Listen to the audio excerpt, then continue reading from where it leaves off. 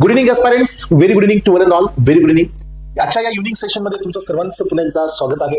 आज आपण फार्माकोलॉजीच्या ड्रग्स ऍक्टिंग ऑन जीआयटी मध्ये आहोत आणि त्यामधील काही रिअल टॉपिक्स आपण पाहतोय. So first one is a constipation. So यामध्येच तुम्हाला कॉन्सेप्ट ऑफ लक्झेटिव्ह, यामध्येच तुम्हाला मिळेल कॉन्सेप्ट ऑफ पर्गेटिव्ह आणि यासोबत एस्पायरंट्स नेक्स्ट टॉपिक असेल diarrhoea and anti diarrhoeal drugs. तर aspirants, what is the meaning of constipation? So आपण पाहतो की whatever the food we are taking from the mouth, so हे पास होत असतं स्टमक मध्ये याची चर्निंग प्रोसेस होते. सो काही फूड इथं ब्रेकडाऊन होतं. सो जे काही सोल्युबल आहे ते ऍब्झॉर्ब होतं. सो जे काही रिमेनिंग आहे हे पास होतं आपल्या इंटेस्टाईन मध्ये आपल्याकडे दोन प्रकारचे इंटेस्टाईन आहेत. एक आहे स्मॉल इंटेस्टाईन, तर सेकंड वन आहे that is large intestine. Small intestine मध्ये तीन पार्ट पाहायला मिळतील. First one is a duodenum, second one is a jejunum and third one is ileum आणि लास्ट वन असतो लार्ज इंटेस्टाईनचा, that is called as a colon. यामध्ये पण तुम्हाला तीन पार्ट पाहायला मिळतात अनाटॉमिकल डिफरन्स मध्ये. So ascending colon, descending colon आणि ट्रान्सवर्स कोलॉन असतो. पण आपण हे पाहतो की जे फूड मटेरियल आहे जे स्टमक मधून एम्प्टी होत हे इंटेस्टाईन मध्ये पोहोचतं. मग इंटेस्टाईन मध्ये एक प्रकारची मोटिलिटी होते एस्पेरेंट्स. तिथेही तुम्हाला ऍब्झॉर्प्शन मिळतं आणि स्मॉल इंटेस्टाईन मध्ये सर्वात जास्त होतं कारण इथं सर्वात जास्त सरफेस एरिया प्रेझेंट असतो. आणि मग ते जे ब्रेकिंग होते त्या पार्टिकलची, तर ती ब्रेकिंग झाल्यानंतर जे सोल्युबल स्टेट आहेत हे ऍब्झॉर्ब होतात आणि अनडायजेस्टेड इनसोल्युबल पार्ट हा पुश केला जातो टुवर्ड्स द कोलॉन. हा कोलॉन कडे पुश केला जातो and this pushing is called as a motility. मग आता याच्यासाठी तुम्हाला अमाऊंट बी पाहिजे, बल्क ही पाहिजे. सो वॉटर हे रिअब्झॉर्ब झालं पाहिजे. कोलॉनचा सगळ्यात महत्वाचा रोल असतो reabsorption of water. So reabsorption of water झाल्यानंतर जे स्टूल आहे यामधील वॉटर कंटेंट कमी होतं आणि डायरिया होण्यापासून आपल्याला थांबवतं. हे याच्यातील एक रोल असतं. पुढे आपण याला पाहूया. मग आता जसं तुम्ही हे वेस्ट मटेरियल कोलॉनकडे पास कराल, मग जसं त्याची कॅपॅसिटी एक्झॉस्ट होईल aspirant, then the signal will goes to the autonomic nervous system and then finally defecation will be occurs. आणि अशा पद्धतीने undigested insoluble part of the body, जे बॉडीच्या गॅस्ट्रो इंटेस्टाइनल ट्रॅक्ट मधून माउथ मधून जो आपण एंटर केलेला आहे त्याचे जे न्यूट्रिएंट्स वगैरे असतील इसेन्शियल पार्ट हा आपल्या बॉडीमध्ये जातो वाय ऍब्झॉर्प्शन प्रोसेस आणि अनडायजेस्टेड इनसोल्युबल पार्ट हा इलिमिनेट होत असतो वाय ऍनस आणि ही असते नॅचरल प्रोसेस. मग या प्रोसेसमध्ये असं काय प्रॉब्लेम येतो ज्याच्यामुळे कन्स्टिपेशन होतं? पाहूया आपण की हे कन्स्टिपेशन येण्याचं मेन रिझन काय आहे. तर एस्पायरंट्स हे पहा, constipation it is a condition in which a person has a infrequent difficult or painful bowel movement.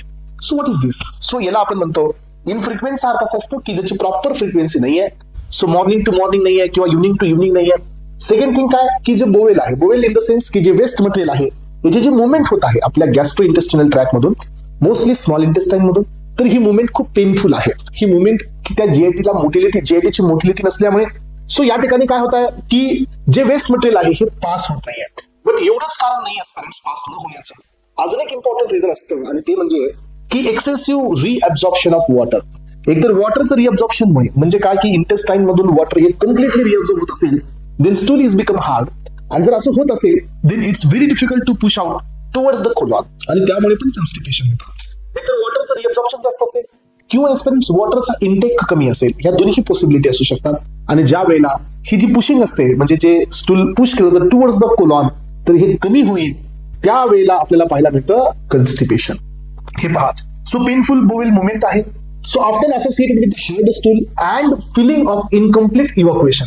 Incomplete इव्हॅक्युएशनचा अर्थ काय असतो की ज्या वेळेला body wanted to excrete the waste material पण हे एक्सक्रिशन कम्प्लीट होत नाही. येस, एक्सक्रिशन साठी that person is waiting for more than 30 minutes, more than 20 minutes, but excretion complete होत नाही, पूर्ण इलिमिनेशन प्रोसेस होत नाही आणि पोटामध्ये थोडंसं आकडन मिळते. Due to this hard stool आणि याला आपण नाव देत असतो constipation. This process is called as a constipation or this condition is called as a constipation. तुम्हाला सगळ्यांना लक्षात आलं असेल की मग हे कन्स्टिपेशन हे कशाचा प्रॉब्लेम आहे. मग आता याच्यासाठी आपण याला काय ट्रीटमेंट देऊया. पण ही ट्रीटमेंट देण्याआधी मग आपण पर्गेटिव्ह हा वर्ड कुठे युज करतो हे पाहतोय आपण.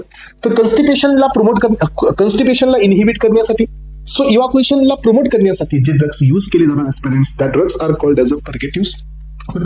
पर्गेटिव्ह are the drugs that promote the evacuation of the bowel by increasing the intestinal motility. एकतर इंटेस्टाईनची मोटिलिटी वाढवायची बाय गिव्हिंग द कॉन्ट्रॅक्शन. जर कॉन्ट्रॅक्शन असेल तर ते पुश अप होईल टुवर्ड्स द कोलॉन, ही एक पॉसिबिलिटी आहे. दुसरी पॉसिबिलिटी आहे की तिथं वॉटरचं कंटेंट वाढवा, म्हणजे काय होईल की जो हार्डनेस आहे स्टूल मध्ये तो कमी होईल आणि हार्डनेस कमी असेल, तो जो रेजिस्टन्स टू फ्लो येत आहे तो येणार नाही. इझिली ते बोवेल पास होत राहील एंड टर्मिनलकडे म्हणजे अनसकडे. So they are use to treat the constipation for the bowel evacuation before the procedure. म्हणजे काय, कुठलीही थेरपी करण्याआधी आपण या पर्गेटिव्हला वापरतो एस्पिरंट्स. ना आता आपल्याकडे मेन काय आहे, ट्रीटमेंट काय आहे. सो फक्त पर्गेटिव्ह नाही एस्पिरंट्स, तर आपण या ठिकाणी लक्झेटिव्ह सध्या वापरत असतो. इथं बघा, सो तुम्हाला माहित असू द्या, आतापर्यंत दोन प्रॉब्लेम्स पाहिले. एक प्रॉब्लेम काय पाहिला, एक प्रॉब्लेम हा पाहिला की गॅस्ट्रो इंटेस्टिनल ट्रॅकची मोटिलिटी कमी आहे. हा पहिला प्रॉब्लेम आहे, त्याच्यामुळे ते मटेरियल पुश होत नाही. हे फर्स्ट प्रॉब्लेम आहे. सेकंड प्रॉब्लेम काय की the stool is become very hard. हा एक प्रॉब्लेम आहे. आणि थर्ड प्रॉब्लेम काय असतो माहिती का स्टुडंट्स, की स्टूल ही पुश होत नाही कारण त्यांचा बल्क कमी आहे. सो लक्षात ठेवा, जे चिल्ड्रन असतात जे कंटिन्युअसली मिल्क ड्रिंक करतात किंवा लिक्विड कंटेंट घेतात त्यांना, किंवा चाइल्ड म्हणजे जे ज्यांचं एज हे 8 to 10 years असतं, किंवा जे न्यूनेट्स असतात किंवा इन्फंट्स असतात यांच्या पण बॉडीमध्ये सो हे कॉन्स्टिपेशन आपल्याला पाहायला मिळतं. कशामुळे असं होतं, कारण ते घेत असताना ओरली काही म्हणजे कन्झ्युम करत असताना हे प्रॉपर फायबर कंटेनिंग फूड नाही घेत असतात आणि त्याच्यामुळे जे अनडायजेस्टेड स्टूल तयार होत असते ते होतच नाहीत. सो असा प्रॉब्लेम झाल्यामुळे काय होत आहे, या प्रॉब्लेममुळे जे अमाऊंट आहे अनडायजेस्टेड स्टूल तयार होण्याचं किंवा अनडायजेस्टेड बोवेल तयार होण्याचं ते खूप कमी होतात. मग आता अमाऊंट कमी असल्यामुळे तो फोर्स इथं एक्झिबिट होत नाही. जो फोर्स आपल्याला पाहिजे एक्सक्रीट करण्यासाठी तो आपल्याला इथं मिळत नाही आणि त्यामुळे सध्या होत असतं कॉन्स्टिपेशन.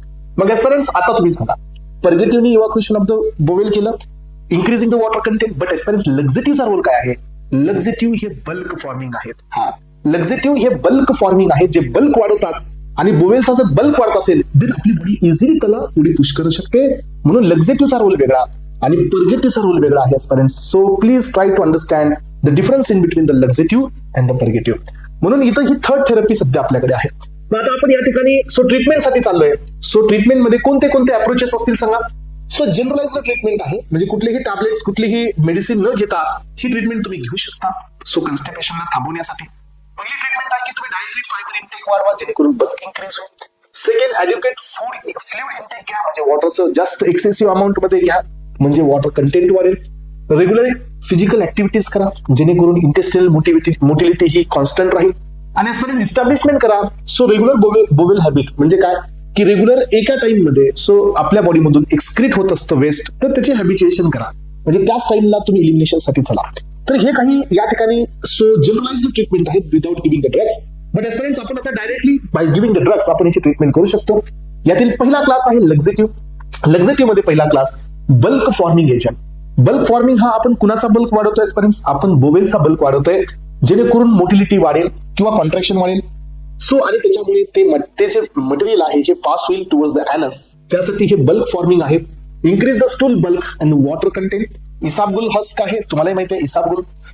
याचा याच्यामध्ये एक स्वेलिंग पॅरामीटर असतो, याचा स्वेलिंग इंडेक्स असतो, याच्याकडे स्वेल घेण्याची प्रॉपर्टी असते कारण त्याच्यासाठी आपण याला इथं वापरतो. ब्रान आहे, मिथाइल सेल्युलोज आहे, स्टर्कुलिया गम आहे. हा कार्बोहायड्रेट आहे, याचा सध्या वापर इथं केला जातो. हे क्रोनिक कॉन्स्टिपेशन साठी लॉंग टर्म ट्रीटमेंटसाठी याला आपण वापरतो एस्पिरंट्स. यानंतर सेकंड थिंग आहे, एक साईडने आपण बल्क वाढवला, आता एक साईडने जे हार्ड स्टूल आहे याला आपल्याला सॉफ्ट बनवायचं आहे जेणेकरून पुश करण्यासाठी बॉडीला थोडंसं इझी होईल, जेणेकरून रेजिस्टन्स टू जो फ्लो आहे किंवा फ्लो होताना जे रेजिस्टन्स आपल्याला या ठिकाणी पाहायला मिळतोय तो इथं कमी होईल. सॉफ्टनर आपण वापरतो या ठिकाणी. डोकुसेट, सोडियम, त्यानंतर आहे लिक्विड पॅराफिन. हे सगळ्यात कॉमन आहे. लिक्विड पॅराफिन हे सगळ्यात जास्त कॉमन आहे जे इथं वापरत येतो as a stool softener. NHS oil B आहे. पोस्ट ऑपरेटिव्ह पेशंट किंवा हिमोरॉइड्स म्हणजे काय की जी ब्लिडिंग वगैरे जे आहेत तर त्या केसमध्ये सध्या याला आपण वापरू शकतो.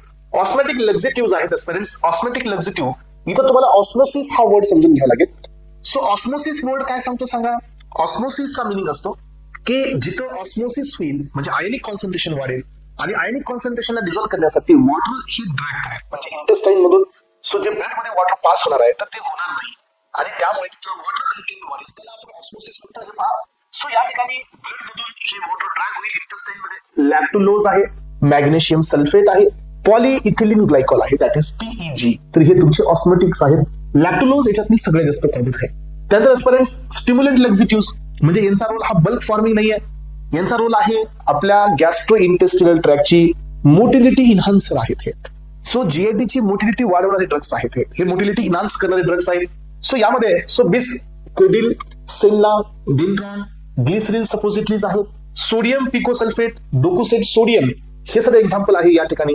फिनॉल्फथेलिन पण आहे एस्पिरंट्स, बट याचा एक ड्रॉबॅक आहे कार्सिनोजेनिसिटी.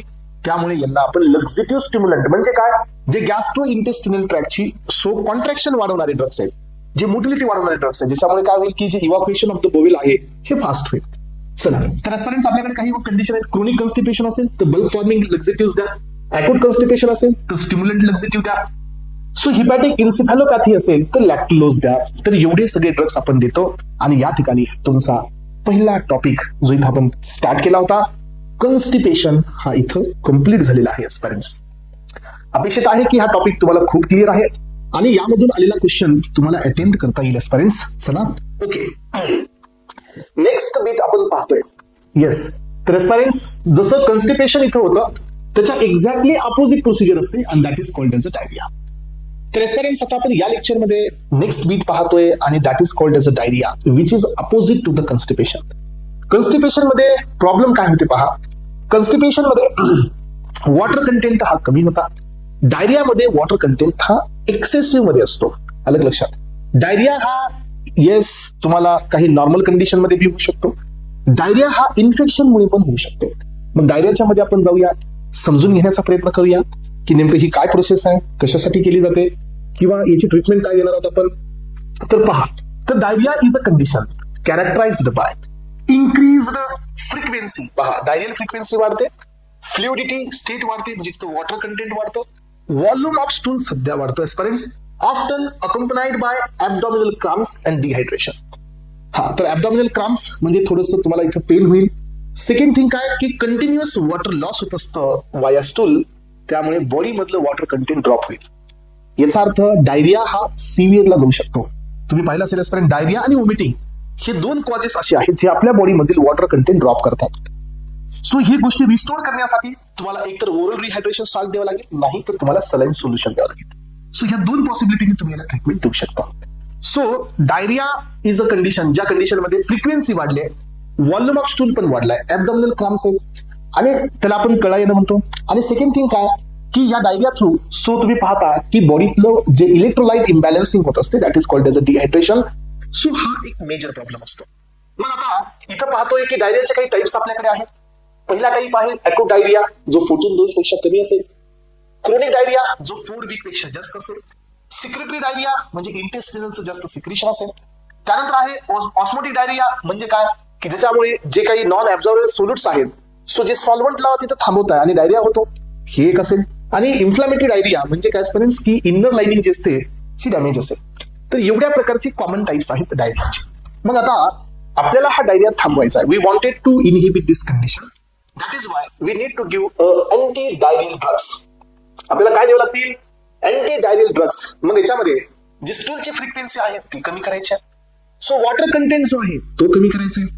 डायरिया होण्यासाठी जो आपल्या जीआयटी मध्ये जो मायक्रोफ्लोरा असतो त्याचं जे डिस्टॅबिलायझेशन असतं त्यालाही स्टेबल करायचं आहे. सो अशा बऱ्याच गोष्टींना आपण इथे डिस्कस करणार आहोत एस्पिरंट्स.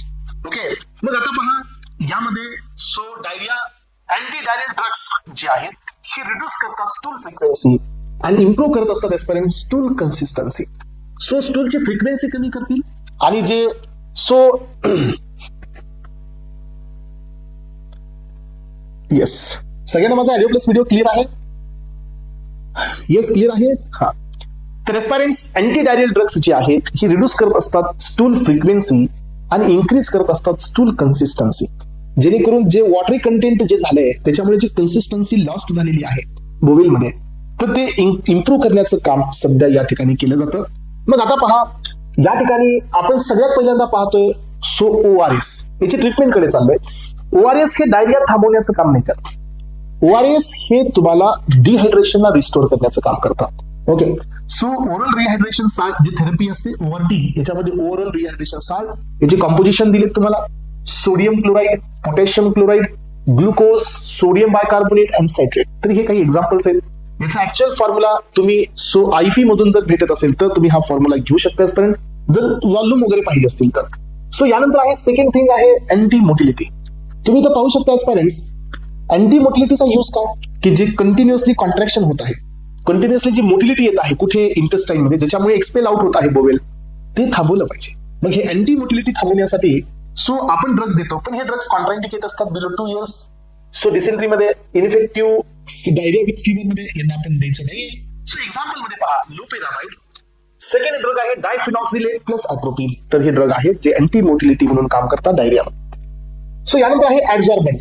ऍडझॉर्बंटचा अर्थ काय असतो सांगा, की जे तिथे एक्सेस आहे ते ऍब्झॉर्ब केलं जाईल सरफेसला. जे टॉक्सिन्स असतील, मायक्रोऑर्गॅनिझम्स असतील, जे काय असेल यांना सरफेसला ऍब्झॉर्ब केलं जातं. दॅट इज व्हॉट ऍडझॉर्बंट आपण इथं देतो. सो किवोलिन आहे, पेप्टिन आहे आणि मोस्टली ऍक्टिव्हेटेड चार्कोल्स आहेत. बट हे आता सध्या कॉमनली युज केले जात नाहीत. सो हे चार्कोलचा युज आहे ऍडझॉर्बंटचा प्रॉपरली, पण हा चार्कोल जे इंटेस्टिनल लाइनिंग असते तिथंही ऍब्झॉर्ब होतात, त्यामुळे यांना कॉमनली युज केले जात नाही.